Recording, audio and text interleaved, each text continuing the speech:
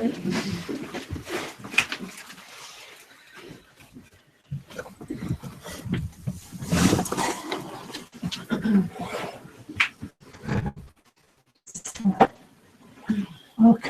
everybody. There's quite a few new faces. So, hello, new faces. Right.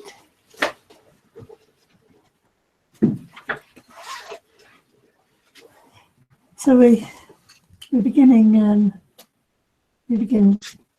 Well, I'm beginning with singing the prayer to Milarepa, who's an important figure in our lineage. I'm looking over there because iconographically he's represented as singing. So I'm going to sing it. If you want to sing with me or see what I'm singing, it's page A21.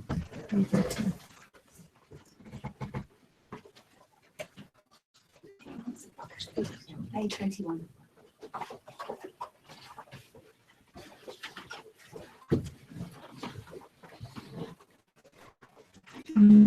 Guru Hasavajaya. Ye see that everything in samsara nirvana is merely dependently arisen. You see the Dhamma of true being, that is the essence of all dependent arising. The power of your great insight fills the universe with auspicious light. Almighty Shepherd Dorje, please rise up now from within my heart.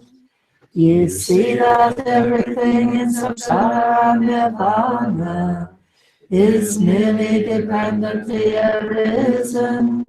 You see the Dhamma of true being, that is the essence of all dependent arising.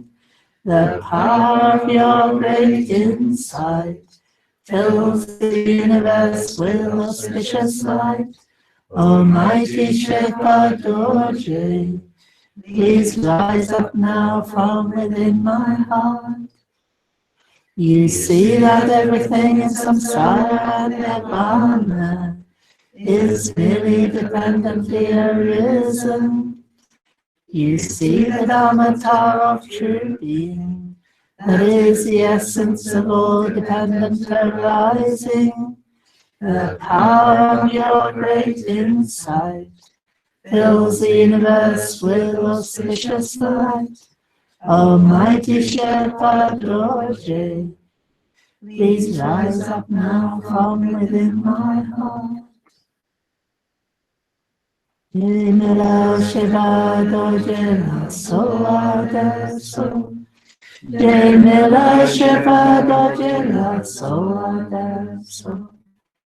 Jai Shiva Dorje la so adesso. Jai Shiva Dorje la so adesso. Jai Shiva Dorje la so adesso. Jai Shiva Dorje la so adesso. Shiva Dorje la so adesso. Jai Shiva Dorje la so adesso. Lord Mila laughing Vajra, I call to you. Lord Mila laughing Vajra, I call to you. Lord Mila laughing Vajra, I call to you. Lord Mila laughing Vajra, I call to you. Lord Mila laughing Vajra, I call to you. Lord Mila laughing Vajra, I call to you.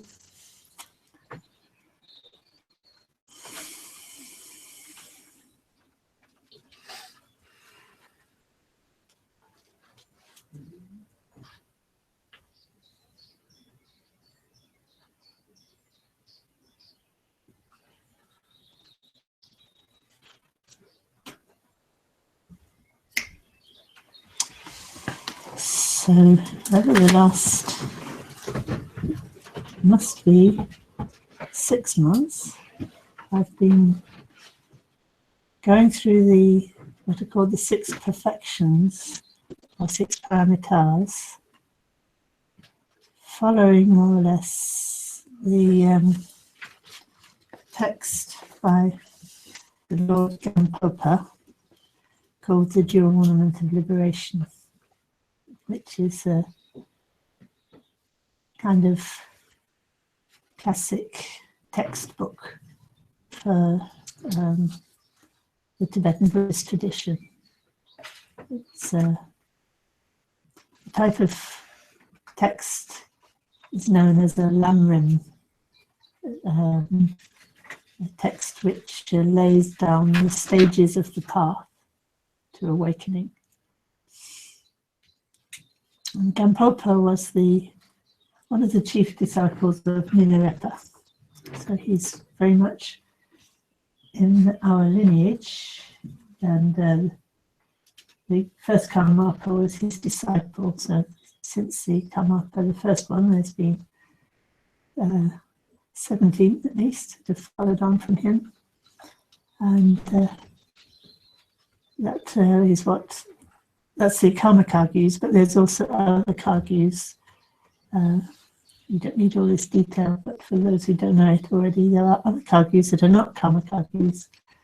They're not coming through the Karmapa line, they're coming through the Gampopa line, not the Karmapa line. The Drukpa Kagyus and the Drigun Kagyus, and we had here recently Tenzin Pomo, and it's from the Drukpa Kagyus actually, but they're all very close. So we're Kagyus and we're Numas, both. But anyway, it's all basically, everybody studies this. And I went to His Holiness Durga Khyentse Rinpoche. I went to his study. We were very honoured to have his library. It's covered with all his books, and they're right in front of my eyes. It's all wrapped up in nice silk in a Tibetan text. So this is very central to his studies as well. So we've come to the chapter for the 6th paramita of perfection, which is the perfection of wisdom awareness. And this chapter is twice as long as all the other chapters. It was all about 10 pages, and this is about 20 pages. But a lot of it is quotations from scriptures, which, and so sort of like half of it's quotations from scriptures giving you the highest Buddhist view, really. And the first part is all different arguments for establishing why that view is the right view. So fundamentally, it's about right view. If you're talking about the Eightfold Path, it's about right view. And it's important to consider what is meant by view here. We talk about the view, meditation, and action. So the view, in a way, you need the view before you can act, before you can meditate, and before you can act. But in actual fact, to arrive at the view, you need to act and you need to meditate. So it's all chicken and egg, or you could say it's all indeed spiral learning. And you just come back to the same points again and again. And as you go deeper on one point, go deeper on the others simultaneously.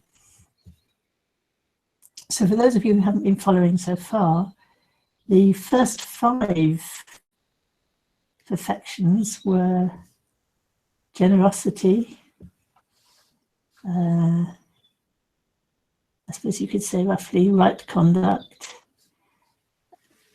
or shila, and then forbearance or patience, it's the third one. Then energy or applied effort or even enthusiastic effort. If you're going to want to lighten it up a bit, give it a bit more energy. And then last time I was talking about the stable mind that arises out of that, stable mind that you need in order to develop insight, or in order to stabilize insight. Flashes of insight are all very well, but if they're not stabilized, they're not much use, really. And in each case, each time we went through one of these, I don't know, you might call them qualities or virtues or practices or whatever you want to call them. Each time we went through it, the way they were perfected was through combining them with the perfection of wisdom or wisdom awareness. And now we've come to the chapter that's dedicated to this topic. And as you would expect, it goes very deep. And a text like this, a Lamrim text, which is actually outlining all the stages of the path, necessarily has to be a kind of synopsis, a condensation of the teachings. And from that point of view, it's not really satisfactory. Satisfactory is a kind of explanation of the teachings, because obviously the explanations have been condensed and summarized and brought together in one place, which is convenient. But then it all needs to be unpacked again to find out what that's all about. So I was quite interested to look at how Gampopa had put his sources together, if you like. There's a lot of quotes because he was very learned, and at his time, when Buddhism was just coming fresh from India, there were loads of texts, but not much organization. So, if you were an ordinary practitioner, it was a bit overwhelming. There were all these texts, which were more than you could cope with. And so Gampopa started this tradition of producing a kind of manual, of a guide through all those scriptures. And because the assumption is that you want to study those scriptures, you believe in those scriptures because they're the word of Buddha, then in order to give you confidence that what Gampopa was doing here was authoritative and, completely hitting the mark, you would find it very reassuring to have a quote from an actual scripture from the Buddha. And it's presented as if a quote from the scripture of the Buddha is proof that this is right. Which, of course, as Westerners coming into this, the fact that the Buddha said it doesn't prove it's right. So it kind of strikes us as rather a naive sort of way of arguing. But I think if you look at it more from the point of view of its time and what he was trying to achieve, you can start to see, oh yes, so that, there are quotes of that nature in the Buddhist tradition that he's drawing on. So if I want to understand that, I'm going to have to go to that scripture and see it in its proper context. So from that point of view, it's very useful and very meaningful and not as naive as perhaps it looks. As I was reading through it to prepare for the talk, and I was thinking, what's he actually doing here?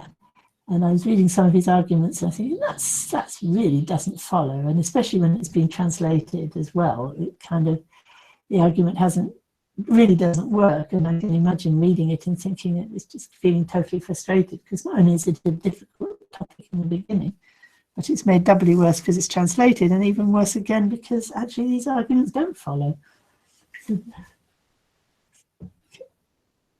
Sometimes they're quite tautologious. Like, was it one of them I was reading? It's a tautology. I'd break all the rules I was brought up on, which you never write on books and all books. And what makes it worse is that people encourage me because they want to read the book that I've marked. But it's, yeah, it's a nice bit of argument here. The meaning here is that the self does not exist in the ultimate sense. If the self or mind existed ultimately, then when the mind had insight into the truth, the self should exist. However, when mind has insight into the essential nature of truth, self is not there. Therefore, the self does not exist. It's kind of like circular, isn't it? If, when you looked with insight, you found a self, then it would be wrong because there isn't a self when you look with a mind of insight.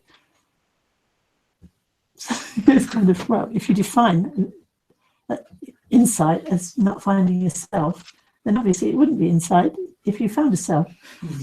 But there's layer upon layer of historical happenings that make this a bit of a minefield. Like, different commentators have used the same set of words for slightly different distinctions. So their arguments don't always match because you have to know the system that it's, the commentarial system that's being used. And so you get a lot of tiresome polemics in the Tibetan Buddhist tradition. And an inordinate amount of time is spent on trying to learn all these different commentators and why they're arguing with each other. But, yeah, obviously a geshe would study, or a Khenpo would study for 12 years, all these different texts. And I've talked to people who've done this program of study, and they said, it all comes down basically to, you know, a 3-year course. It's just very repetitious, and, you know, sort of the main points can be put over much more simply and quickly.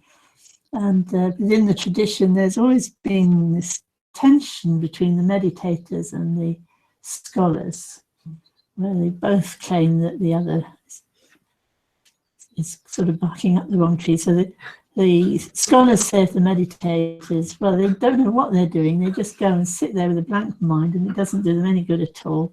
And the meditators say, well, you know, these scholars, they go into their texts and they spend years and years studying, and they come out of it, they can't apply it in practice at all, and they die just an ordinary death, as if, you know, they were just a kind of ordinary worldly being. So the idea would be to combine the meditation and the study. And of course, that means you've got to think carefully about how to combine them and in what way, and how to avoid the pitfall of being out of balance one way or the other way. So from the point of view of a practitioner who's simply wanting to get the right view in order to meditate, in order to get the realization, so that they then can,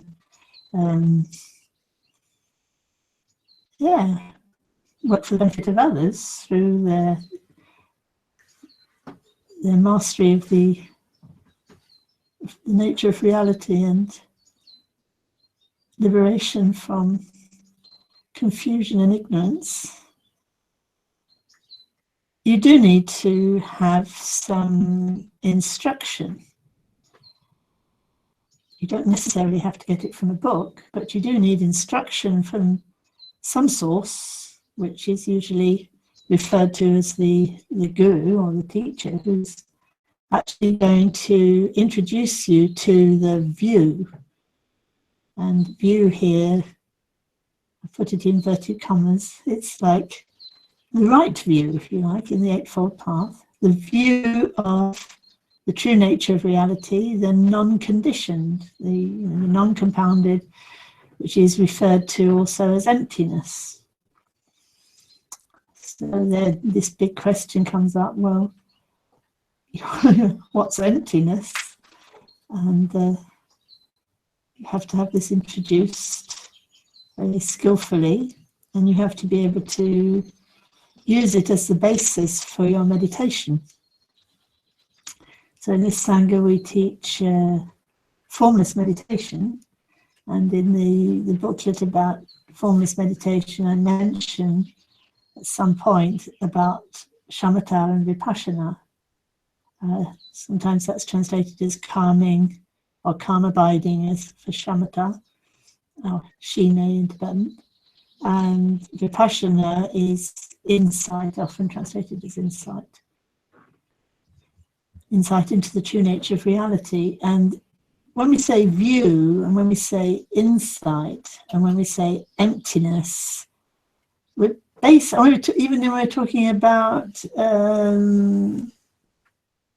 wisdom awareness, or wisdom, Prajna, it's all essentially referring to the same thing. Although different commentators might use those terms differently and make distinctions differently from each other. And that might be again different from perhaps how the Buddha's using it in the early Buddhist texts. So I'm kind of presenting you with this as if it's all a big, massive, complicated problem, because that is how it can present itself, actually. Because even though when the Buddha was teaching insight, he was using quite simple language, really. Over the centuries, those simple teachings have needed interpreting, and people have interpreted them wrong, if you like. Rather than making things clearer, they've made things more obscure. So when somebody authoritative comes along and makes something that was simple obscure, somebody else authoritative has to come along and say that actually, although they're very learned and they're very good and they've made some very important points, actually it can be looked at from another point of view, and we could use all our words differently, and we could introduce another distinction, and then you can correct what's been distorted. But then, of course, another commentator might come along and say, well, I don't agree with you. I think the first one was right. So then they will argue, and they will use terms differently, and they will understand things slightly differently. And kind of you come along and you read what they say, well, they've got a point, but actually that other commentator didn't mean that.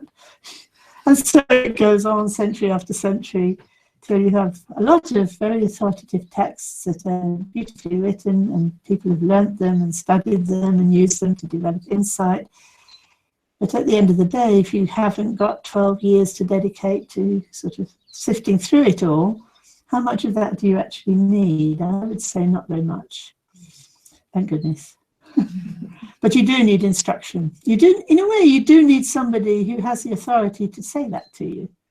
Somebody who has looked at it all and has actually feels confident enough to introduce you in a more simple way. But it's not every great teacher, really, practitioner, who has studied to that degree. So there are some very fine teachers who can get you enlightened if you follow their instructions, but who would be lost in a debate with other scholars, because they wouldn't know what they were talking about. And in a way, Milarepa is the case in point. He was famous for not being a scholar, but Khenpo Rinpoche is always quoting him in the light of what scholars say, showing how a meditator, through their own experience, can arrive at the same conclusions as the scholars without actually having studied. So it is possible. And when I say studied, I mean studied in this particular way of going through this program of studies that has been developed in the Buddhist tradition. And I was taught that way for quite a few years before I met Khenpo Rinpoche. I was studying, and that kind of instruction where you receive the instruction into the nature of your experience and mind through just almost, you could say one-to-one, using ordinary language, but to arrive at some real meeting of minds. And that's called upadesha. That's called pointing out instructions, or some similar names like that, where the implication is that there's a transmission happens between the teacher and the student. This is the living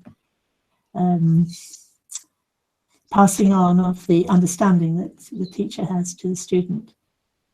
And when I met Khenpo Rinpoche, and he told me I should go and study, because if I was going to answer people's questions effectively, I needed to know all this kind of background stuff. That's why he sent me off to Oxford and all that stuff. And Gunnar Rinpoche, who hadn't studied, he told me, well, there's no need for you to do that. It's not going to get you anywhere.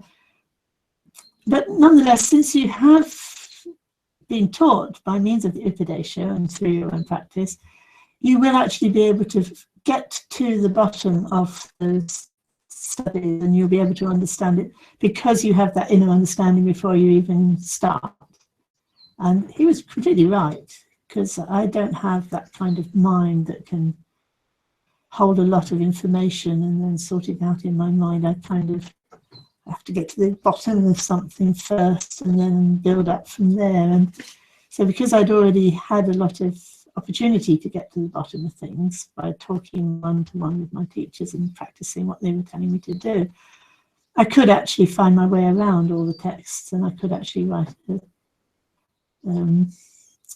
I could write on the topic that I'd been set to write on, and with that, always with that reference in mind.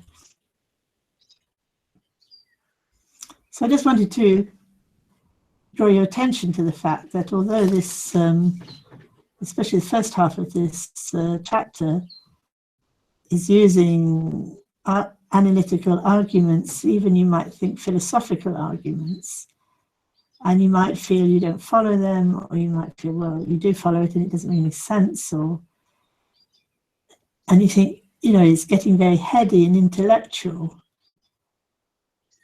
Actually, it isn't about getting heady and intellectual at all. All the arguments are being used in order to cut through that heady intellectualizing mind. And that can be done just by looking at your own experience with some instruction from a teacher who's, you know, who can actually guide you and with whom you are interacting. So there's some real transmission going on. And then you can actually pick up these different arguments and play with them. And although it's a bit dense as a chapter, because he's drawing on one source after another and kind of making the same point over and over again with slightly different use of terms. Nonetheless, any one of those points or any one of those arguments could engage you for years as a sort of koan, because it points out something contradictory in the way we think and the way we think we know things. And actually, when you look at it and you combine that with the meditation, you take that as the view on the basis of which you're going to meditate, you find that even though when you're at your sharpest, you can see certain things are not true, and you get a tiny glimpse of what must therefore be true. It's usually the mind doesn't hold it. If the mind then tries to hold that and grasp that as a view, you know straight away it's kind of died on you and it's not convincing anymore. It doesn't go further than a kind of, oh yeah, that must be right. Yeah. Oh yes, I can't find a self. Yeah, there's no self. Oh right, so there's no self. And then how do I meditate on that? I mean, it's no longer even alive. It's become just a kind of words or an idea. So how am I to proceed with that? And this is where, well, you have to come back to your meditation again and again, come back to your actual experience again and again. You have to notice again and again how, even though you don't believe something, you still think as if it were true. You know, I think you're all very familiar with, if you get the wrong end of the stick, you know, like maybe you think somebody said something and you're very angry about it and you're very upset. It's going on and going on and going on. You think, well, you know, I don't really know that's true. I don't actually know that's true. I just heard that second hand, so I don't actually know it's true. It's true. I don't know it's true. But so we kind of know we don't know, and therefore our mind should be kind of quite calm while we wait to find out. But it's not, because we're at the same time believing it. And that goes on at all levels. I mean, I chose quite a gross level, but it goes on at a subtle level. So you might agree with the idea that actually, you know, time isn't what we think it is, and space isn't what we think it is. You get quite inspired, and you maybe listen to some program about science or something, and you think, wow, you know, it isn't as I think it is. You know? But it is, because you still think exactly the same way as you did before, and you're getting into the same sort of problems as if all that were true. So then you start to see the meditation. It's almost like uncovering reality, uncovering the truth, because simply by letting go of wrong assumptions. And they're not just wrong assumptions, but they're deeply held, deeply ingrained habits to hold those wrong assumptions. So you have to keep coming back to noticing those wrong assumptions, and then noticing how you're not letting go of them. And then looking to see, what is that process by means of which I'm still hanging on to these wrong assumptions? And then you'll find behind those wrong assumptions are other wrong assumptions that you're holding on to.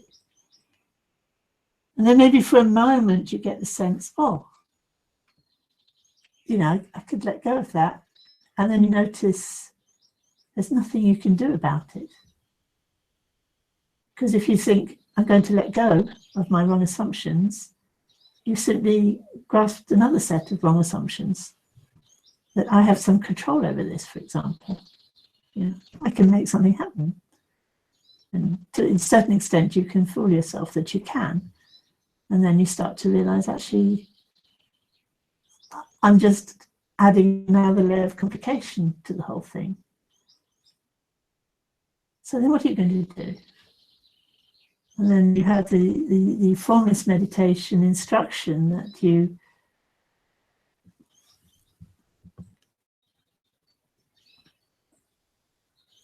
just keep coming back to that letting go into space. At the same time, keep looking again and again and again at what's actually going on in a very, very simple way, without, you could almost say, without panicking, without grasping, without trying to make something happen. So it requires an element of trust, an element of confidence, you might say. But it also requires a strong motivation. So those of you who are doing the DHB course will recognize where I'm going with this. You have to have real connection with your own longing for whatever it is that you're, you know, is it truth? Is it meaning? Is it happiness? Is it something that really is beyond any name, but is what your whole being, your whole heart is longing for? And that has to then be connected to confidence in your own ability to realize that. Not taking those voices that tell you it's not possible, you're not taking those seriously. Because something in you has confidence that you can discover the nature of reality. And when those are in place, there's the possibility of opening to that reality with clarity and with sensitivity. Like it all goes together.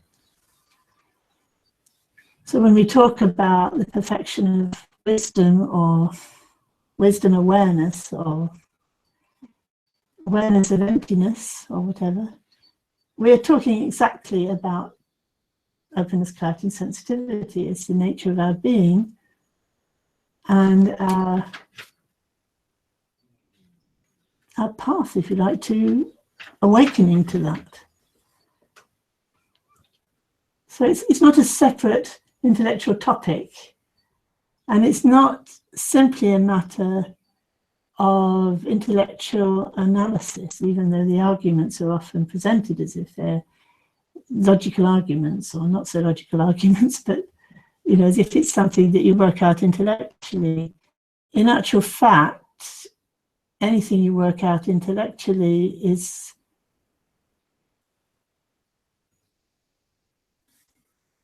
a bit of a hazard, because the danger is that having worked it out intellectually, you're not applying it, or you're not looking very directly at your experience.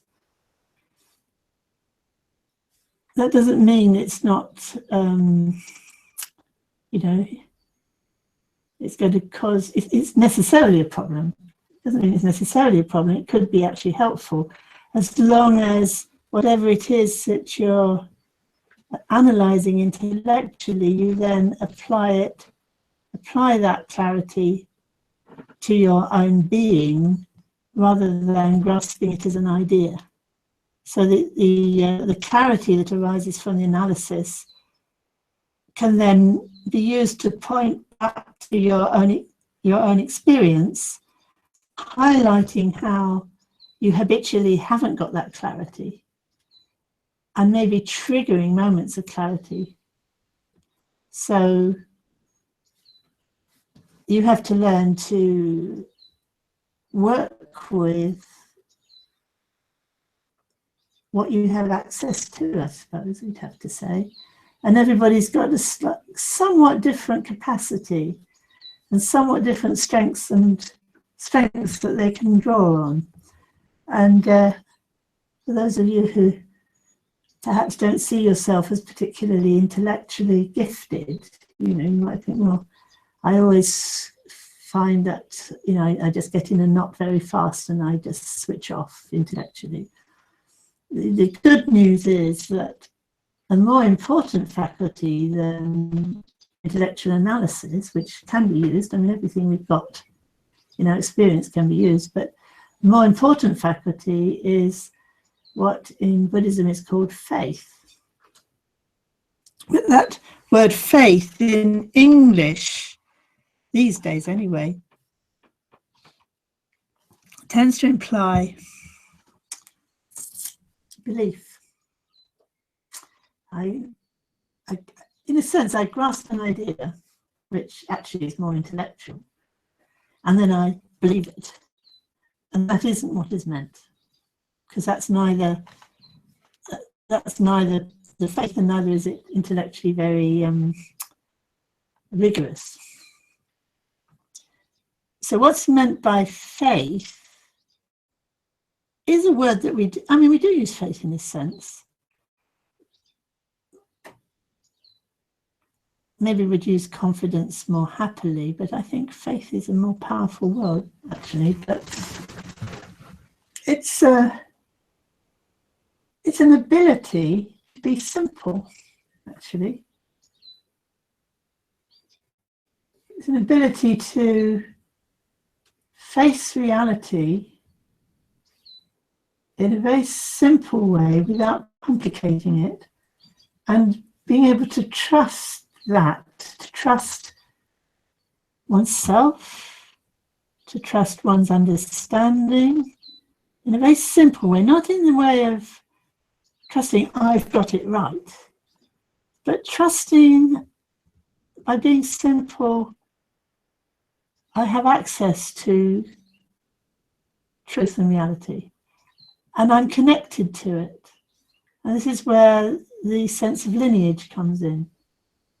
I have a living encounter with someone who's understanding the nature of reality more deeply than I do, and I can open to that understanding, and I can somehow let go of my own beliefs and complications and be very simple and direct and truthful, honest, and trusting in my own experience, and truth will reveal itself.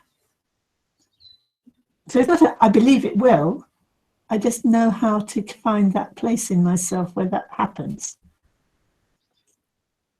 You could call that faith, being able to relate in that way, in a very simple way.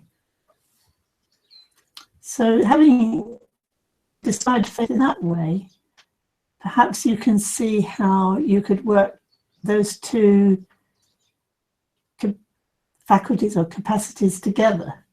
So if you could do that on the one side, which is more essential aspect, you could actually use your power to detect and sort of tease out inconsistencies in your thinking. You could use that clarity of the intellect to help arrive at that deeper inner clarity and simplicity. So the two can be helping each other.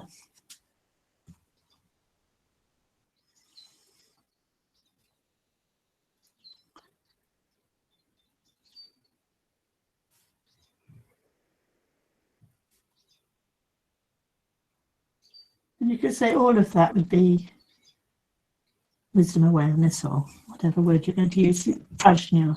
In Sanskrit, it's Prajna. All of that is Prajna. Even faith is Prajna. That faith in that sense is Prajna. We don't actually have a word that covers faith and wisdom with one word, do we? By the time you think of wisdom, it's one thing, and faith is another thing, whereas I don't think in every spiritual tradition that's the case, but I think certainly in the way we use words, generally speaking these days, they kind of don't come together as one thing. But the word prajna, as Gampopa points out, is used very generally as what we would use as intelligence, really, or knowledge, even knowledge. So it's right on the edge. Like if you say knowledge, that's talking about what you know. And when you talk about wisdom or intelligence, you're talking about mostly like what knows it. Whereas prajna is not so obviously one or the other. It's in some contexts it's more what knows it. In some contexts it's more the knowledge that's known. But I suppose it tends more towards the knowing. And Gampopa says, there's knowing about worldly things. That would be called prajna. Perhaps we would call it intelligence about, what you learn at school. That would be prajna. And then there's prajna that it's talking about here, which is, and he classes two kinds of prajna. There's the prajna that's, what does he call them? Super mundane, and two kinds of mundane knowledge or wisdom and supramundane knowledge or wisdom, of which there's two kinds. And it's quite interesting to see how he decided to divide them. At this stage of the chapter, anyway, he uses different classifications as he goes through the chapter, depending on who he's quoting. That's a bit of a romp through the Buddhist scriptures. But first of all, he talks about the lesser supramundane,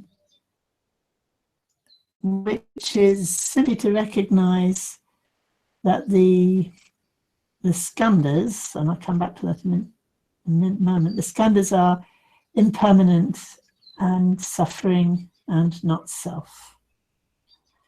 So that would be, going back to the early Buddhist scriptures, the Buddha was teaching how what we grasp at as ourself and what causes us all our problems, because it dies, is our body and our mind that's associated with this body. And through the body we make all sorts of negative karma, and then that leads to rebirth, and we have to suffer the results of all of that. But when you look at all that, it's kind of something that we're constructing all the time out of our thinking. So we're identifying with what we think of as sort of moment to moment birth of our body and its destruction again the next moment. And the same with the mind, it's kind of grasping onto this body, how it is this moment, and then that's finished, and then you've got to face the next moment. And when you look at all that, it's just momentary, and it can't be the self, because it's just a moment, and nobody ever grasps onto a moment as the self. So when we're looking for our true self or our true nature, it can't be this, because we're seeing that it's just disappearing moment by moment, and there's nothing there to grasp, and if you try and grasp it, you suffer. So that's the first level of insight or wisdom awareness. That's the first stage, is to notice what is conditioned and what is momentary can't be of any ultimate value, because it's finished, it's gone. So let it go. So that's kind of already, there's already a feeling of liberation associated with that. And that in the Mahayana is referred to as the Shravaka level. That's highly dubious that that's an appropriate name for it, but it is a distinction worth making, that you can you've already made a big step forward if you're able to recognize that the self that you're grasping on, that gets old and dies, is actually not of any value, and just need to let it go. But then what is of value then? If that was all, if that was the end of it, what is of value? So what? What's the point? And the greatest supramundane wisdom awareness can see into the nature, as he puts it, into the nature of phenomena. So that first one, you're seeing into the nature of the person that's attached to the skandhas, the momentary flow of conditionality, and realizing that to be attached to that is just suffering. But then you go deeper, and you think, well, then what is all that? What are all these phenomena that I'm grasping onto? It kind of, do they have a nature of their own that isn't something I can grasp, but maybe it has a nature of its own? So you're looking at what can't, in a sense, what can't be grasped. Your body is, in a sense, you can say, well, when you look, you can't find the body, because you break it up into the tiniest particles. You don't find anything that you could sort of hold up and say, this is the body, because it's already gone, whatever it is you've held up. It's kind of, but on the other hand, to say, well, to have a body and not have a body is the same thing then, because it doesn't mean anything. It wouldn't be true, would it? It's the whole point. Having a body is a very important experience, and not only for ourselves, but for other beings as well. In order to relate to other beings, you have to have a very strong sense of your own body and your own mind and feelings and what's going on. You have to be very grounded in all of that, and then you can actually act compassionately towards another person. So it's not like I can't find it, it's not there, so ignore it. It's like I can't find it, it's not graspable, so what is it? So you're opening out into a greater clarity and a greater sensitivity as to the nature of your, if you like, the word Gampopa uses words like unborn or non-arising, without basis, without root. Emptiness, he's using words like that. Because there's a kind of shock element when you look at what's real. You can see what's not real. Anything I grasp is not real because it's already gone in a sense. I like that particular argument I like, but you could use all sorts of arguments as your favourite. But that one always works for me. It's pretty gone, so I mean, why worry about it? It's finished. But if that were the whole truth, then there'd be no meaning in anything either. So then the meaning is still there, and in some sense heightened by the fact that I can't grasp it. It's almost like it's made it more real. Because if it were graspable, I could show it wasn't real. Because you can't grasp it. But it's still, I mean, what language are you going to use? You could say it's even more real, it's even more, it's real because it's not graspable. Which you kind of know that the most important things in life are not graspable. If you grasp onto love, it's no longer love. If you grasp onto happiness, it's no longer happiness. Those best moments are kind of expressed more directly somehow by the way you are, or the way a person is, or the way they express themselves. That's why we have arts and so on, to kind of express things that can't be expressed. And they're not in the notes of the musical instrument, they're not in the paint. It's the message comes through to us directly somehow, I often use the word intuitive way. So where was I going? I lost track. I was talking about the greatest supramundane knowledge, which is without foundation, without root, because it's actually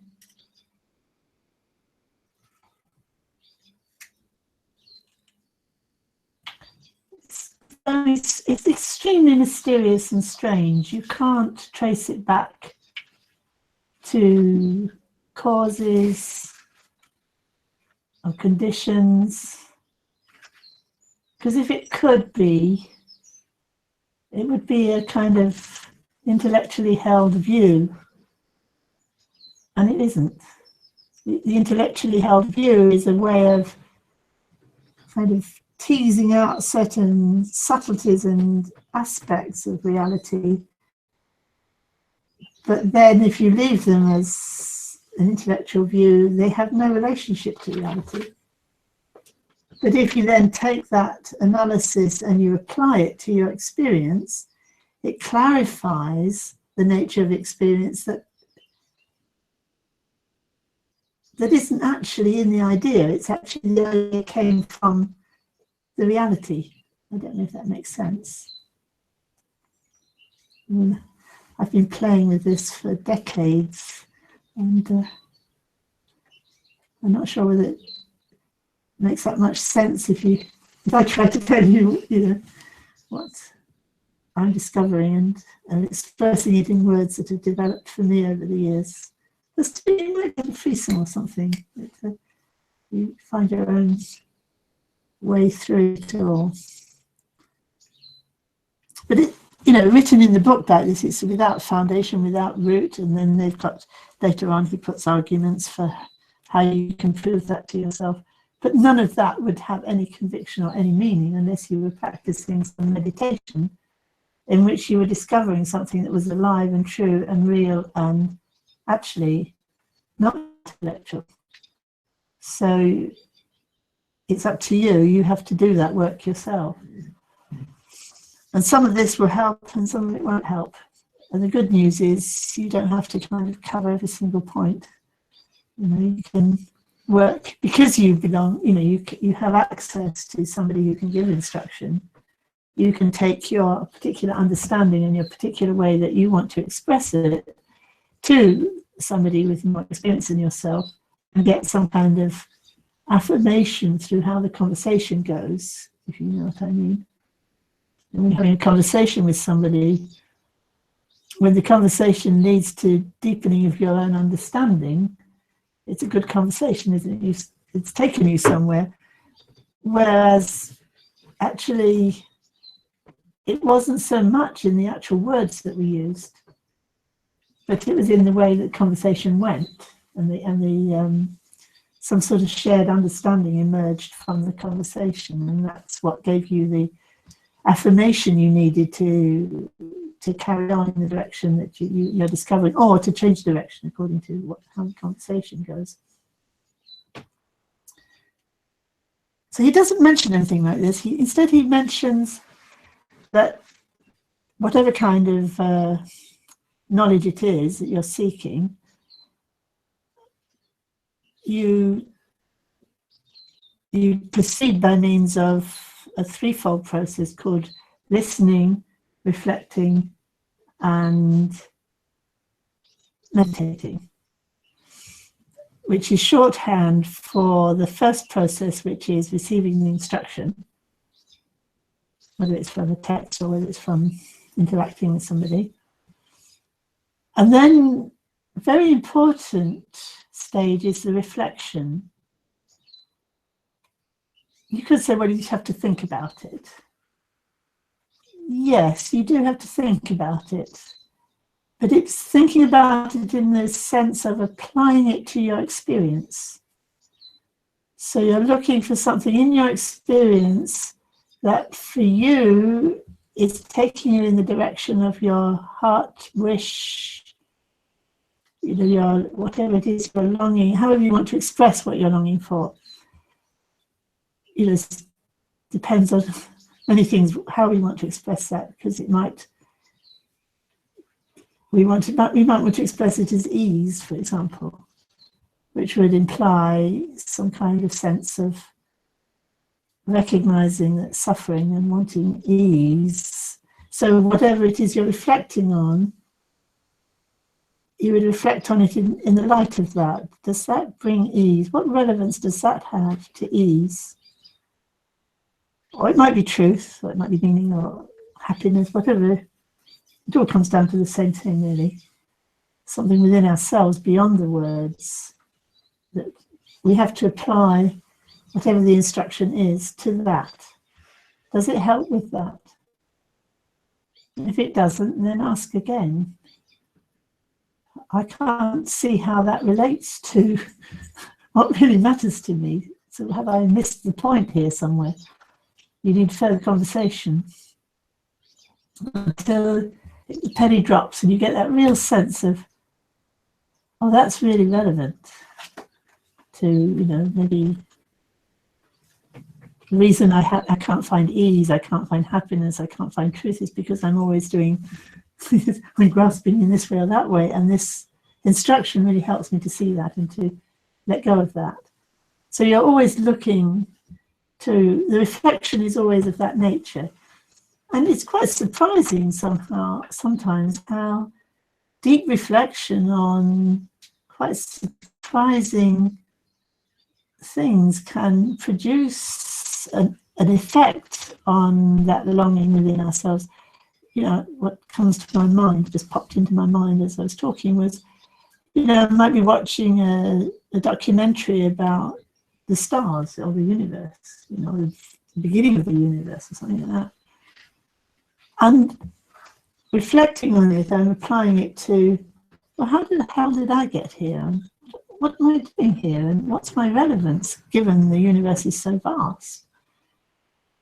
And then recognizing, well, it always was vast. It's not like this is a bit of information that now has changed my world. My world has always been like that. And then you start to think, oh, hang on, but I forget that. And I'm so small-minded and, so kind of taken up with this, I can't think bigger than this. And yet, how can that be true? So then that feeds back into my, I can see my mental habit to make things small and tighten something that I can control. I think that reflecting on the nature of the universe has actually had an impact on how I actually experience myself and recognize that it is false, and that it's something that is actually causing me pain, causing me suffering, preventing me finding ease. So I've actually used something that was, if you like, out there or mundane knowledge. By reflecting on it, it's actually acted as a trigger for me to recognize something in myself that I long to realize in myself. So that would be an example of reflection. And of course, if you're receiving instruction, there's often things that you receive or you hear and they don't really resonate, and yet you have a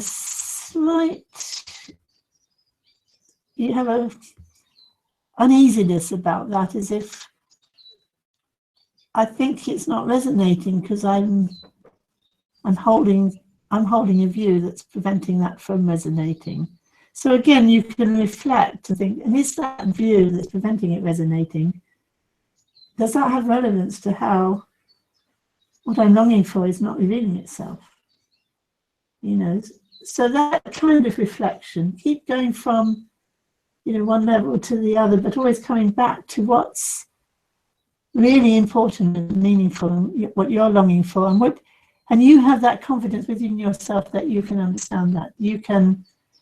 You want to know, and you've got the confidence that you can know.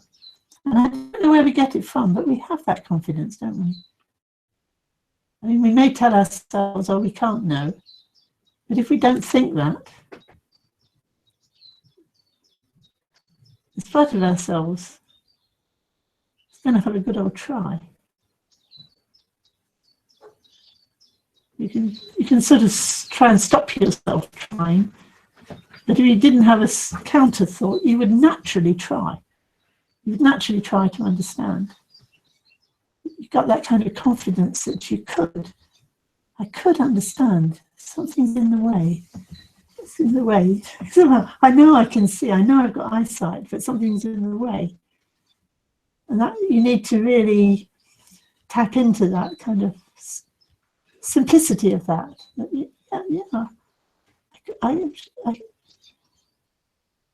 could understand. I don't, but I could. So then you don't need to adopt a view that I couldn't. It's very negative to adopt a view I could never understand that. I don't understand it at the moment.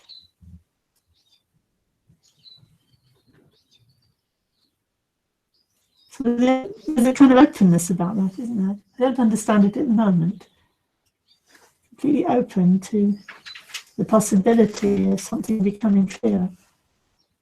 It's really, really important. So almost that's the essence of Prajna, that kind of, I think Prajna calls it perkiness. Very awake, perky. Oh, I don't understand that, Oh, here I am. Somehow or other, it's all going to come clear in a moment. Feeling, and a lot of patience to go with it. Oh, still don't understand yet. That's very open. There's a lot of clarity in that, and sensitivity in it, to be honest. If you meet somebody who they've no idea, they've never been here before, they've never seen this before, they've got no understanding of it, but they're kind of open and, well, they can respond even without any intellectual understanding. They respond in a way that's very alive and communicative and appropriate, simply because they're open. So take heart from that. Yeah.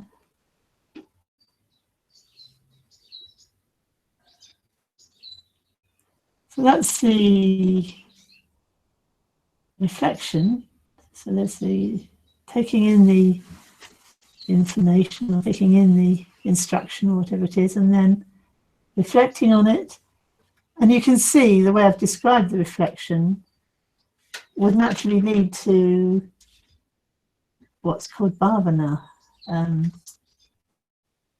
guess you'd say becoming what it is that you're knowing. You know, that knowledge becomes part of you. You become one with it. You've talked the talk, now you're walking the walk. You're you're living it out. That is how you are now seeing and living, or at least you're moving in that direction. So with translators, we translators have got in this habit of translating Gom or Bhavana as meditation, and then that's become popularized now pretty much, that people associate meditation with setting time aside to sit quietly and be with your own experience, which is good enough, but then it doesn't really explain why you're doing that. And that's the really important point behind this third stage of the Prajna. It's because you are, in a way, you're aligning yourself with what you've arrived at through your reflection, through your listening or your study and your reflection. You've arrived at, okay, you kind of know what's the right direction, and you recognize, but I'm not going in it. I've got all these other ways of thinking that actually are not in line with what I really long for, what I really believe in, what, in a sense of, what I really recognize as being the right direction. I recognize it in myself, that's the right direction. I sit down to meditate. I'm just going to sit here peacefully, let go of anything that's disturbing, and rest in the the vastness of the true nature of reality. So I'll sit down and do that. And you do everything but straight away there's kind of all sorts of things happening, and that's really just takes patience. Really, you have to have the patience to, and you have to have the motivation to think, well, it's so important, I can't afford to not do this, so I'm going to do it. And I'm going to sit with it, I'm going to stick with it, and I'm going to do it till it's done, because there's nothing else that's more important. And with that kind of commitment and determination, and coming back to it again and again, you gradually start to notice you're making inroads, that you're noticing more quickly when your mind is taken away to fairyland or where you don't want to go. You'll notice more and more where it is you want to go, and giving your allegiance to that and feeling more confident in that, and noticing that even just a little few moments of that, in one sitting session, you might have just a few moments of really connecting to that. It makes such a huge difference. It was worth it. It's worth it, even if it takes years to get anything to happen in terms of some significant shift in orientation.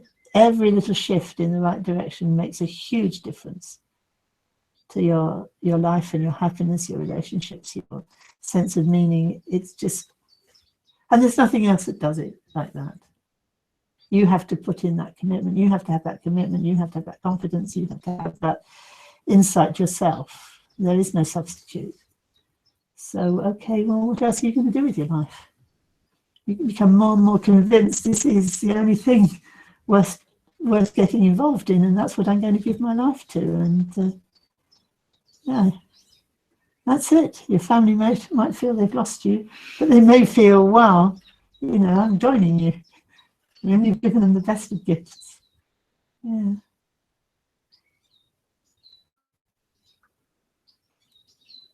So that's the listening, reflecting, and then meditating.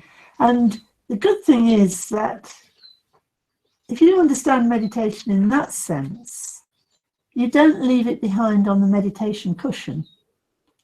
And you don't have this idea it's a good meditation or a bad meditation.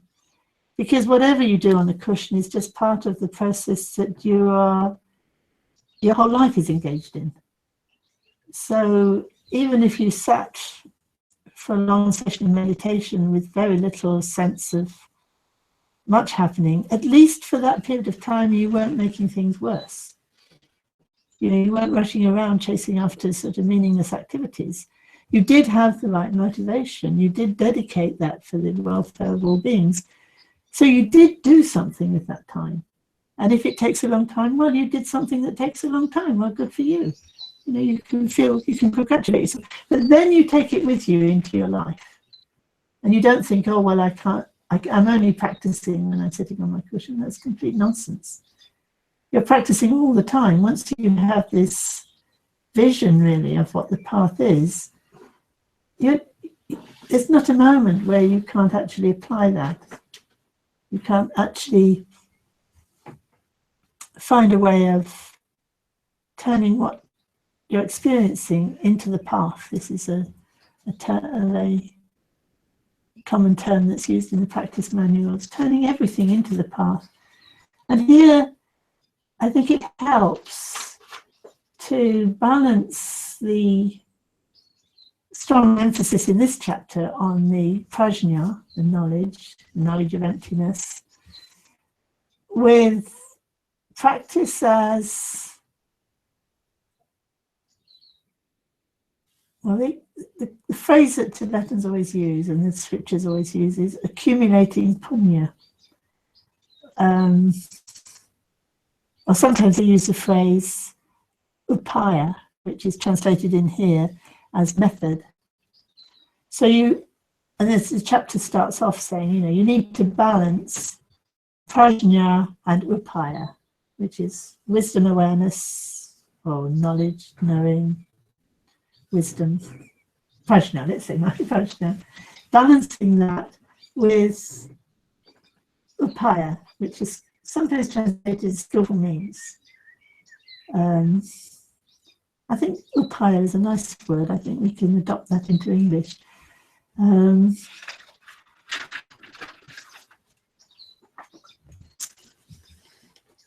I notice even in the few, couple of pages where he's talking about this, his use of the term is sliding around somewhat. In a way, it's clear what prajna is, because that's looking at the true nature of reality. So it's kind of cutting through everything that's false. And that has to be combined with the way we relate with our world, I suppose you'd have to say. And that's why it gets to be called skillful means or method. And the way we relate to our world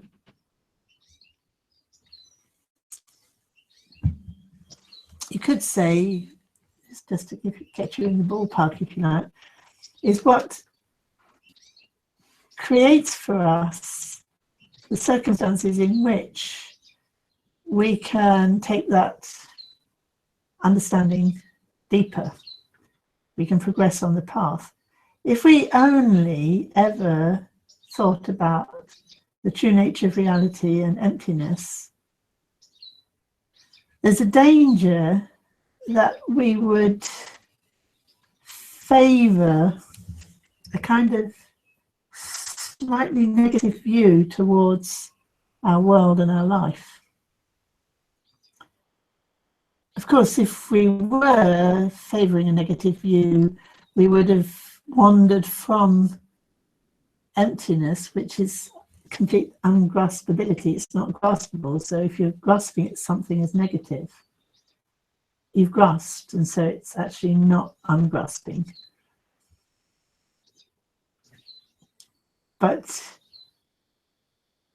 And he discusses it, and the scriptures often discuss this possibility that you can err on the side of being attached to emptiness or being averse to the manifest world somehow. You have a sort of negative view towards your experience because you're so focused on seeing the emptiness. So that's a kind of subtle fault that can arise. And the biggest problem with it, from the point of view of enlightenment itself is that it obstructs the development of love and compassion. It's quite unnecessary to err in that direction. Sometimes the scriptures say, well, you can err in that direction because in the end the Buddhas will come and draw you out of it. So you'd have managed to go beyond samsara because you've actually focused so much on the nature of emptiness, and then the Buddhas aren't going to leave you like that. They're going to kind of pull you back on course, so that then the natural connectedness with all sentient beings will reawaken in you, and all the qualities of love and compassion will start to blossom forth. But the Mahayana scriptures are full of disparaging remarks about people who fall into this one-sided nirvana, as they call it. And you wonder to yourself, did anyone ever fall into a one-sided nirvana? What is that all about? Is that really nirvana if it's one-sided? You can wonder about these things. But so the remedy for that is to maintain your connection with others through love and compassion, and emphasizing that a lot. And as love and compassion arises in us as a genuine experience, it automatically, if you like, purifies away ego grasping and negative emotions. And so it has a purificatory effect on its own right. So if you forget everything else about Dharma and just remember love and compassion, you'll be all right. You'll be redeemable. you won't get too far off the path. But obviously it can be a trap in itself, because it leads very easily into attachment. You have this love and compassion, you get very involved with people, and then you kind of want to control things and make things all right for everybody, and you get kind of attached, and then you need to the remedy for that attachment then is again the prajna, of kind of recognizing. But then if you think prajna means that you're so detached, you're no longer moved by the plight of beings, you've gone too far, you've become attached to a particular view. And that's basically what the Buddha was saying in the early scriptures. He emphasizes, I don't teach anything except suffering and the cause of suffering, which is attachment to views. And then you go through all the Buddhist tradition, all the different threads and themes and texts and variations, and you come to Dzogchen and Mahamudra, you think, this is the pinnacle, and what does it say? The whole thing is about not being attached to views. It's kind of a very simple message, but it's we're not simple. We, no sooner if we let go of one view, then we pick up another one.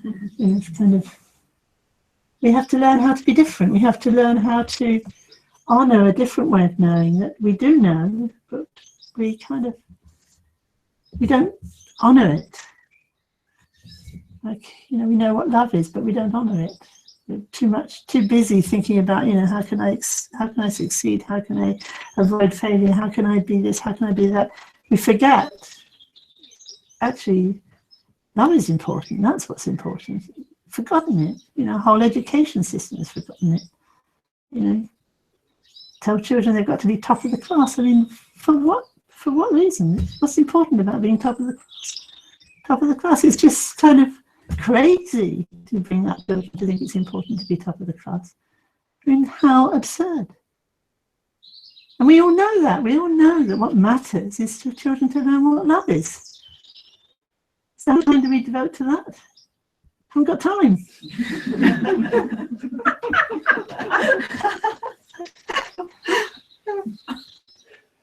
It's sad though, isn't it? It's very sad. Very sad. So that's really what Prajna is about. Balancing the way we get absorbed in the world around us and in other people with enough prajna so that we're actually in a way, we are loving. We're not grasping, we're not aggressive, we're not getting caught up in our jealousy and competitiveness and all that kind of rubbish. We can let it go. That would be, it wouldn't be like you would notice that you were letting go, you would be more noticing what was filling the gap. So like when you really love someone, you don't notice so much that you're letting go of your selfishness. You're more aware of your feeling of concern for the other person and your sense of satisfaction in contributing to their happiness. It's a very positive experience. But in actual fact, if you look at it, to experience that positiveness, you had to let go of a lot of stuff. And you find you can, and the best way of doing it is to contact that other part of yourself, that intuitive sense of the value in contributing to somebody else's happiness. Oh, I suddenly feel really happy even though I haven't received anything. And you realise actually it was a gift that person accepted that from me, was a gift to me because something so huge is happening in me. Because, well, you let go of selfishness, but it didn't feel quite like that. It didn't feel like a great sacrifice. It felt like coming alive. And that's a really good example. Aliveness and life is a really good example of what's really meaningful and yet ungraspable. For all our cleverness in the scientific field, we're nowhere near, we've made no progress towards really knowing what we mean by life. Okay, we can make a machine that copies something that's alive, but we know it's copying. And if it wasn't copying, if it actually came alive, we know it had come alive. What would be that different quality? Well, I love the sort of blazing obviousness of the fact that if it is a real alive quality, it by nature will not be able to be grasped.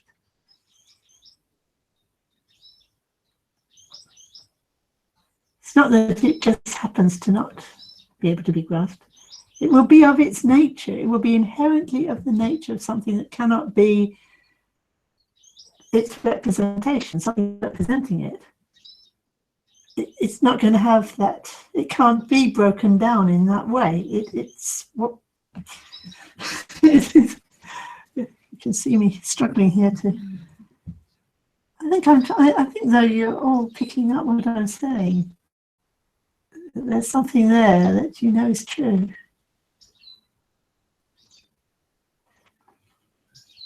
And you won't be able to put it into words either.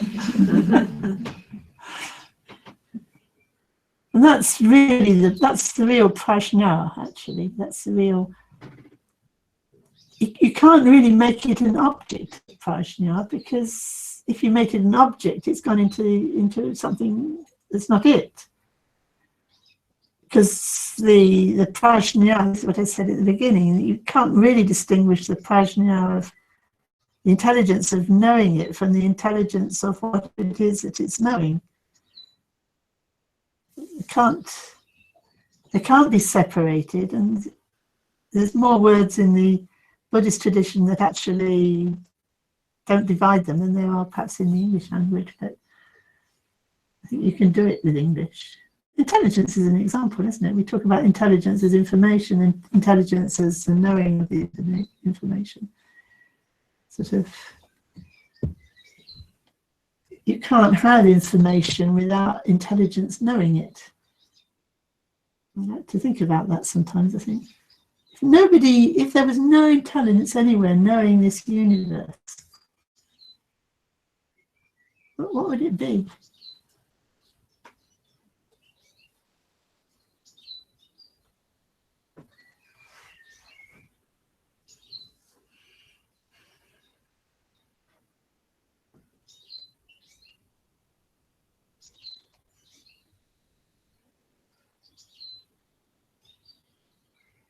I don't know, this gives me a very funny feeling thinking that. It only comes into all the complexity and detail and wonder of it, only comes into being or manifestation or whatever when it's known.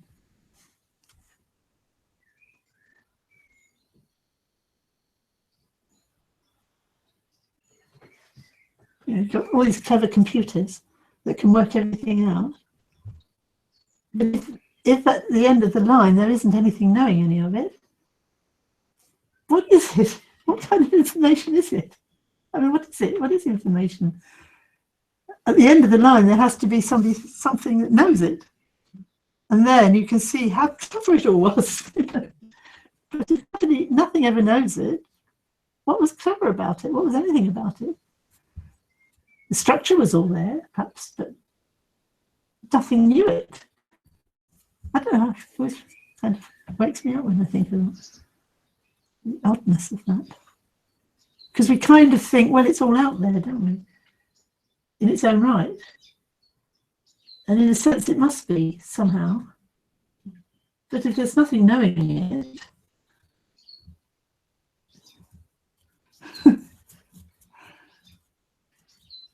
so it's almost like it all comes into existence as something knows it, which of course reminds us of Schrödinger's cat, doesn't it?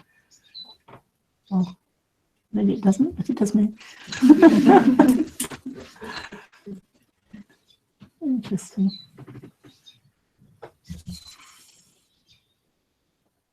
Oh, I thought I'd give a very short talk and then have a lot of questions. I don't know if people want to ask any questions.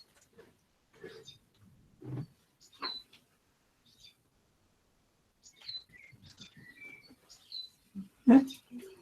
Oh, when you talk about no self and seeing that you have no self, but what is it that's observing no self? Okay, so the question is, does Buddhism say there is no self? Well, because it's very common. It's observing. Well, there is this myth that the Buddha taught there is no self, and it's not true. He didn't teach there's no self. So that's one side of the question. Then the other side of the question is, why didn't he say there's not a self? Why did he say there was a self? No, he didn't say there was a self. Did he say there wasn't a self? No, he didn't say there wasn't a self, because he said to say there's a self or not a self is to have a view. So I'm coming to your question, because there's a question following on from that. So when I've done with my little hobby horse about this, because you know, so often you get people saying, well, the Buddha taught there's no self, and they try to convince themselves there's no self, and actually it's all nonsense, because he didn't say there's no self, because he would have said, well, that's a view, and I'm not teaching a view, I'm teaching you to, you know, to kind of let go of views, and to say there is a self or there isn't a self are both views. They're just, you know, just intellectual views, sort of. But he did use self a lot, and he used self almost synonymously with the way in our tradition we use our true nature. So, you know, what's most important is to realize our own true nature. So then you've got the question that Jenny's raising, which is all the time you're talking, there's an implication that there's some knowing of it all, isn't there? Yes, well, as you were talking about it, you kept on using the word I. Yes, well, I don't have any objection to use I. The Buddha used I, because, so then the question is, what is that I? And I would say, what is then the true nature of that I? Because I'm using the word I, you're all using the word I, because we're sane, rational people, you know, articulate people, so we all know what I means, and, you know, we can use this word. But then when you look at, well, what do I mean when I say I would be looking at, well, what's the true nature of this I that I'm using? And it's a very deep question. It's the most important question you could be asking. And you go from subtlety to subtlety. So if you say, oh, well, there is no I, well, you've already adopted a view and you're clinging to your view, and so you've closed your mind. But if you carry on looking, well, what do I mean? What do I mean? And you always find there's a sense of relationship between, almost you could say inside and outside, or self and other. So I never merge with other beings so that I can no longer distinguish them from myself. Because in order to have compassion for another being, I have to have a sense, not that they're separate, but that they're different. And this is only it's just hinted at in the early scriptures. If you look at them carefully, you can find this being addressed. And one has to assume the rest of it was dealt with orally, student by student. It's kind of like it was an upadesha. To go further would be upadesha. But when you come to the more tantric teachings and the Mahamudra Dzogchen teachings, the upadesha is more, there's more upadesha written down and available in texts. And in those texts, you have a lot of discussion of what is this play between, if you like, self and other. You know, like if my nature is Buddha nature, and the nature of Buddha nature is compassion, then compassion for others implies self and other. There's some interface between self and other. And if you try to grasp that as a philosophical view, you're going to run into trouble. But if you follow that through, as I was saying, applying that to your actual experience, you know that experience of an interface between self and other. Even though it can't be reduced to anything else. It can't be like, oh, well, there's that person is them and they're separate from me, I'm here, and because you can't find any separation like that. But if you go into your experience of what's meaningful, what your heart is longing for, you realize I'm longing not only for myself to be happy, but for others to be happy. It really matters to me. It means something to me if there's a person right there who's miserable. That has a direct impact on what matters to me. So there is this something going on. There is an interface, but there's nothing graspable about it. So when we speak and we're communicating, we use words like I, self, and others. And it's really a matter for each of us to, in the communication with the other, to find what they're meaning by that and what you mean by it. And you use the word, and the words, to a large extent, point you in the right direction. But then if you grasp the word, well, I'm me and you're you, the words have actually become an intellectual view almost, haven't they? An emotionally held intellectual view. So when you let go of the emotional holding onto it, and then you let go of the intellectual holding onto it, it doesn't mean the other person disappears. It means actually there's an actual empathetic, alive quality in our interaction that actually knows no bounds. You know, when you talk about, enlightenment and the Buddha's enlightenment and how they work together to benefit beings, it's all done with other Buddhas. It's done with other beings, it's done with other Buddhas, all the time, not, it's all done, let's say, intuitively. It's all done not with an intellectual theory about it. And then it expands and expands and expands. And okay, they produce these amazing sutras where you talk about universes within universes and you know, like mind-blowing things. You think, well, you know, how can anybody know that? That's much too detailed and much too vast. But it's a symbol for something even vaster and even more detailed. You know, there's no limit to it. So, you know, I find it really helps me to break down my small-mindedness to read the sutras and, you know, recognize, well, there's no reason why that shouldn't be true, and even more so. So for those who are familiar with the sutras, they kind of know what I'm talking about. Otherwise, you wait till you become more familiar with them.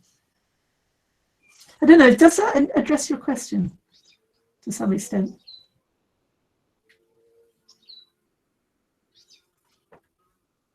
Well, it's an ongoing problem, really. I mean, what is the nature of one's feeling of being a separate person? But what is, you know, one has moods, one changes one's state of mind, one sometimes clear, one sometimes foggy. But there's always a sense of, sometimes one seems to disappear to oneself. Sometimes one is so clear that one seems to disappear, but there's still something that is observing and also choosing, isn't it? I mean, there's still the one that's choosing. There's awareness. Yeah, there's an awareness that chooses all the time, isn't there? It never goes away. I mean, I like to focus on the choosing nature of it, because the power to choose never changes. I mean, sometimes it's a bit, because it's always the same, isn't it? The same point from which the choice is taking place. Otherwise, you'd be another being. You wouldn't be you. If you see what I mean. Like you could choose to possess somebody, or somebody could choose to possess you, but you would be you still, wouldn't you? You wouldn't have. Something would be living through you, but you would still be you. And what would that be? What would be the essence of that? Because even when you read the sutras, the Buddhas are still the Buddha. The Buddha still was the Buddha. He didn't suddenly become an amorphous kind of nobody. He was even more somebody than he had ever been.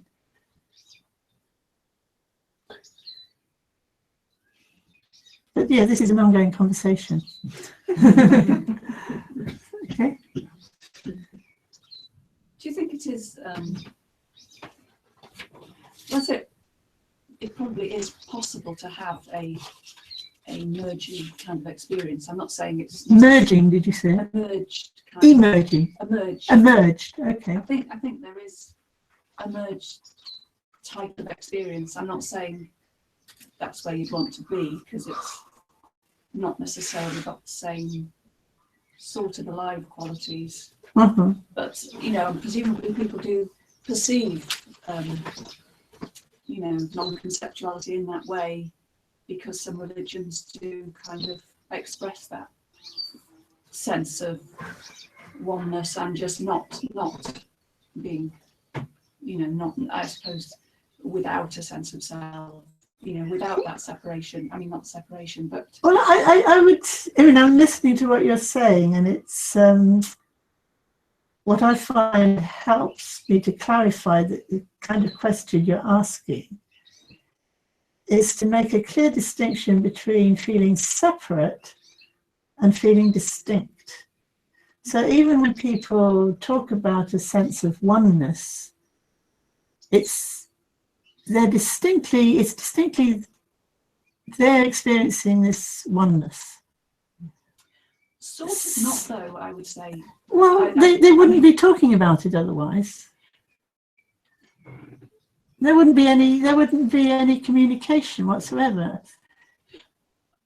Well, I think that's kind of what I'm saying in terms of there not being the same aliveness about it, because I don't think the same kind of communication is there. So then I would. I mean, I'm not saying that's a place to be. I'm kind of just saying. And I think if I understood you right, I would suspect that what they're calling oneness is actually an intellectual idea. And that's why it's rather dead. So they've kind of blanked out on an intellectual idea and lost real connection. Because somebody who's really a live expression of oneness is getting a huge response from everybody around them. And that's what I guess I'm saying in a different kind of way, and I suppose just from my own experience, that there is a kind of quite merged kind of experience, but the sense of presence, intensity, awareness, sharpness is quite different. So I guess it's... And maybe in a way, maybe what you're getting at is what Gampopa's getting at when he talks about a one-sided nirvana. Yeah, exactly. Might be, mightn't it? Although I suspect not, because I suspect what you're talking about is probably more negative than a one-sided nirvana. It's more of a sort of very, it's more of a blissed out experience than a dead. I kind of get the dead sort of cutting experience. No, it could it's be, couldn't the it? other side of that coin. Do you know? Well, so it could be maybe what you're talking about is, or wondering about, is that what he's meaning by not a one-sided nirvana. It could possibly, couldn't it? Yeah, one does wonder about that. I certainly do. What would that be?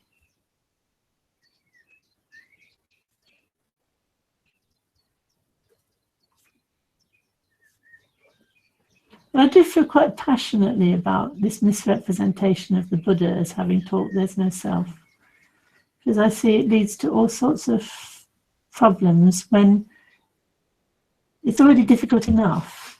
You know, we don't have to deal with, you know, something that's been infused into the system that was never there. But nonetheless, a lot of commentary traditions do write as if that is what the Buddha said. And that's not just Western commentary traditions. That's like traditionally there's been this swing back and forth to the Buddha did say that, no, the Buddha didn't say that, the Buddha, and then the assumption he did say that, and then other people saying no, he didn't say that. And some traditions, especially practice traditions, are very comfortable with talking about the true self or the true nature of the self or the true nature of the mind, and then other traditions say, no, that's a view, and you know, you have to kind of, it's all impermanent, there's nothing that's not impermanent, in which case there's no liberation, because it's just, but that's a real tension going on, and it'll be a bone of contention for centuries, probably, with the different ways of interpreting what the Buddha said. It's quite good, isn't it? Because it forces you to think about what you think. Well, some of the lamas, at least, have become really highly realised. And what have they said on the subject? I will not tell you what every realised lama ever said about anything. Anyone? Right. But even, you know, I think this is a very interesting point, Jenny, because people are called realised, and they do put forth views which you think, well, does not show a very deep level of insight. So either they're falsely called enlightened, or the teaching that is shown to the public is only at a certain level. It doesn't go the full depth of what they're trying to say. Or if you look at it more carefully again, you realise it's nuanced what they said. And if you know what you're looking for, you recognise that nuance, that they don't actually go that far. Like, for example, it looks like the Buddha was enlightened and the Buddha said there was no self. So it must be true. Because lots of scriptures say, lots of books on Buddhism say the Buddha taught there's no self, so it must be true. And then, you know, lots of teachers and good teachers, they don't say anything against that, they accept that, so it must be true. So, okay, then I'm wrong. But you can't convince me I'm wrong. I always wonder whether it's, like, it makes more sense to me to reflect on selflessness as a way of being, rather than this idea of no self. Because for me, selflessness in terms of not, you know, thinking of Yeah, and a others lot or of books on practice. Buddhism actually just, they kind of make that little move into saying the Buddha taught selflessness, which of course you can't argue with, because in English, when you say selflessness, it's equivalent to saying compassionate and kind, isn't it? Not being, you know, grasping, greedy, and so it's tautologically true that, you know, the Buddha of course taught selflessness, and of course we hold that as a value, and that makes us think Buddhism must be a good thing. Well, yeah, that's all good, but that's kind of, you can, and as I said, if you're going to take one quality only, take love and compassion, or take selflessness as being that one quality, and you won't get into too much trouble, but it doesn't really deal with the habits of mind that don't really support that unselfishness. So, you know, if you're going to dig a bit deeper, you're going to have to find out, well, what did the Buddha actually say about self? And actually, he didn't say, he used self, and he says this over and over again, I'm using the words that I'm using in a totally natural way. And every child knows how to say I and knows what to do with it. So you don't say to a child, well, do you believe there is one? The child just uses it, and he uses it properly, and meaning is, you know, bouncing around all over the place. So the Buddha was using I in that sense, and he used it quite unashamedly. He used it as much as he would use, you know, no self. But what he didn't say, there's no self. He said, what is impermanent and changing and conditioned is not self. Because when you say I, and I, you know, I want to be unselfish, for example, as Jenny says, well, you've already got an I there. So what would be unselfish? Well, I would be unselfish. I want to be denoted helpful beings. I mean, what self? If there isn't one there, you couldn't say that, but it means something. So then when you examine what it means, it's not all these changing, as you were saying, it's not all these bad moods and up and down and all these thoughts coming and going. It's not that. That's not what we're talking about. So that's not self. What is self? Well, you might think the one that's choosing is the self. And the reason why I like to go there is because nirvana has the taste of freedom. You know, the Dharma has a taste of freedom. Freedom implies freedom of choice. The one that chooses becomes free to choose. So that if you go to that place of your heart wish where you're choosing from, you come to a place which is actually indestructible. That is what becomes enlightened. That is your Buddha nature. That is what becomes enlightened. That is what can choose to let go of the stuff that's impermanent and changing and is not really itself.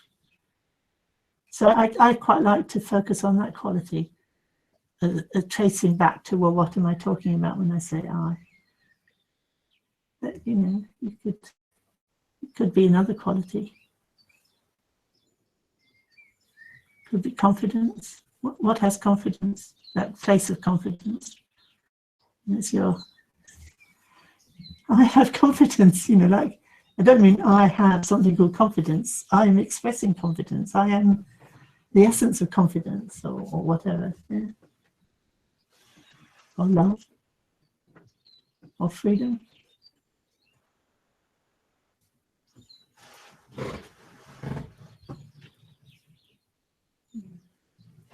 But these are really important questions that you're raising. They're really on the ball. We do have to keep coming back to them again and again. And if you like, every meditation session and every in-between session. It's been a problem in my life, who am I, since I was about 9. Yeah. And all throughout my life, I've been so many personalities, I can't take my ordinary everyday sense of self very seriously. Because I've been a clown in some circumstances, and I've been totally introvert in many other circumstances. But what's interesting is, as you're speaking, you're using I totally naturally, yeah. And it's consistent all the way through all those personalities, isn't it? Yes, Yeah. that's right. Yeah. Yes, so I can't identify with what I seem to be in Yeah. the world. That's right. All those things that change, they're not your true nature. They are a manifestation of it, but they're not it. And you're a different person in the eyes of different people, different everyone. That's another evidence, isn't it? That whole display can't be yourself because everybody sees it differently anyway. Yeah. Nonetheless, we're still talking about we're using still using self and I very naturally, and it's very. To me, it's synonymous with my true nature, or the true nature of my being. It's synonymous. When I say I, in that sense, I mean the true nature of my being. Yeah. True nature of what I am. So Which, of course, in the Mahayana says it is actually Buddha nature. So no wonder we're finding difficulty in recognizing it. Yeah, it's one's fundamental nature, and yet I have a feeling that I don't know what it is. Exactly, that's our predicament. That's the avidya. It is one's fundamental nature. It is Buddha. It is amazing. It is totally amazing and mind-blowing. And we've veiled it with our avidya. So we can't see it because that's why we're in samsara, because it's almost like we've turned our back on it without realizing, and we're looking for it somewhere else. So it's behind you.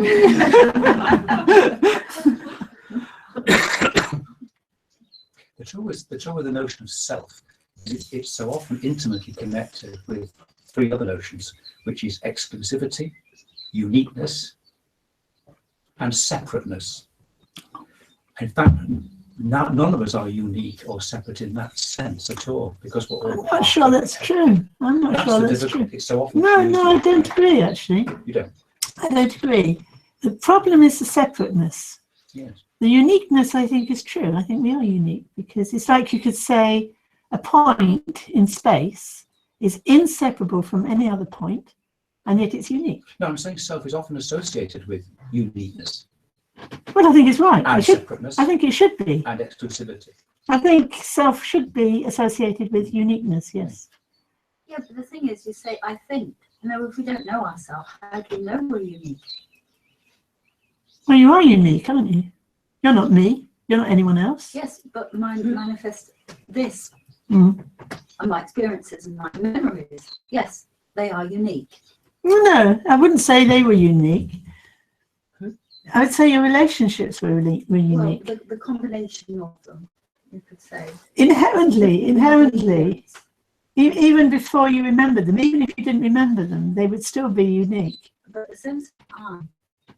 So if you say sense of I, you're either talking about unique, you're either talking about what we're talking about, the Buddha nature, or you're talking about what you're grasping. I'm talking about the awareness, which is aware of all these things. Well, that would be unique, wouldn't it? I don't know. Well, it's not going to be the same as anybody else's. Well, it could be. How? If they were you, yes. I don't know it, so how can I tell? It can be. I mean, the Hindus talk about cosmic consciousness when the consciousness merges. Are you sure? Are you sure they say it merges, or do they say or distinction? Yeah, I mean, any sense of separateness disappears. But then they still talk about the gods going to talk to each other. Well, are they saying that the I have to put that together.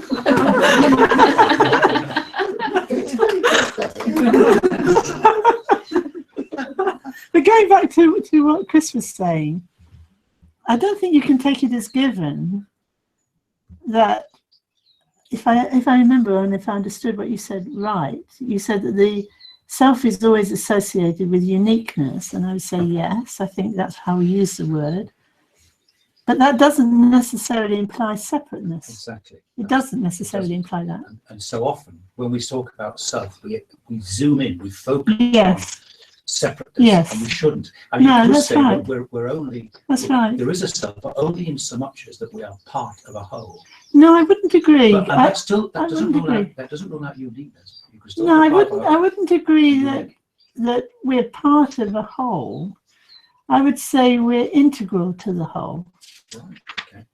Because we're complete, absolute, complete wholeness. There is, so we are integral to the whole.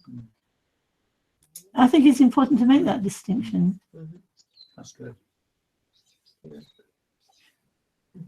The whole couldn't be the whole without, what we are.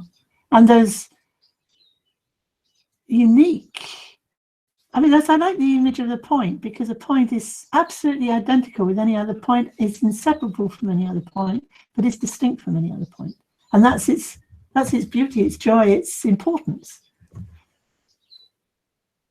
I like to use that.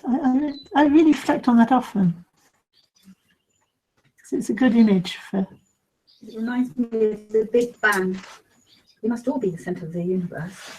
Yeah. We all started off from one point. We must. It's true. We must. We must have been integral to this whole universe from the very beginning.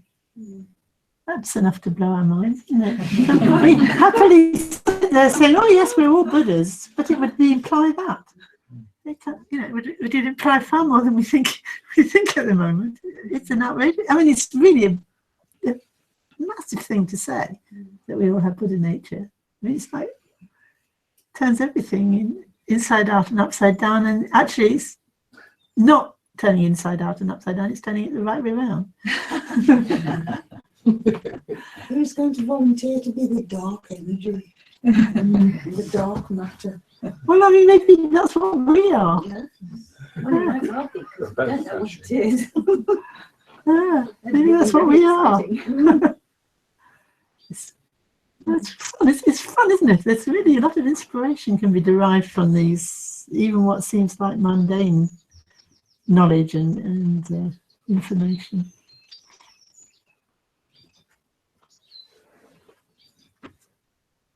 Oh, thank you. That was a stimulating discussion. Was there anything online there? No. We dedicate this punya to the enlightenment of all sentient beings. May all sentient beings realize complete and perfect awakening. May the heart's awareness awaken in the unawakened. Where it has begun to stir, may it never fade, and may it awaken fully. Chanjur Sangye Rinpoche Mache Banam Jeje Jaba Nyamba Mapadam Kande Kande